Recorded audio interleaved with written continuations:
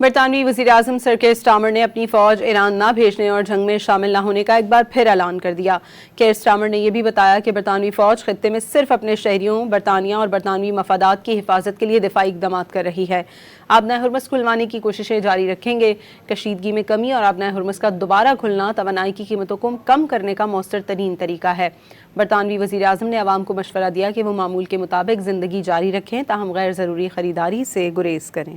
برطانوی وزیراعظم سر care Starmer نے اپنی فوج ایران نہ بھیجنے اور جنگ میں شامل نہ ہونے کا ایک بار پھر اعلان کر دیا۔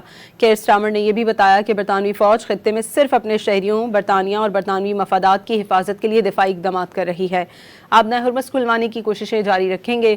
کشیدگی میں کمی اور آبنۂ ہرمز کا دوبارہ کھلنا توانائی کی قیمتوں کو کم کرنے کا مؤثر ترین طریقہ ہے۔ برطانوی وزیراعظم نے عوام کو مشورہ دیا کہ وہ معمول کے مطابق زندگی جاری رکھیں تاہم غیر ضروری خریداری سے گریز کریں۔ برطانوی وزیراعظم سر کیئر سٹارمر نے اپنی فوج ایران نہ بھیجنے اور جنگ میں شامل نہ ہونے کا ایک بار پھر اعلان کر دیا۔ کیئر سٹارمر نے یہ بھی بتایا کہ برطانوی فوج خطے میں صرف اپنے شہریوں، برطانیہ اور برطانوی مفادات کی حفاظت کے لیے دفاعی اقدامات کر رہی ہے۔ آبنۂ ہرمز کھلوانے کی کوششیں جاری رکھیں گے۔ کشیدگی میں کمی اور آبنۂ ہرمز کا دوبارہ کھلنا توانائی کی قیمتوں کو کم کرنے کا مؤثر ترین طریقہ ہے۔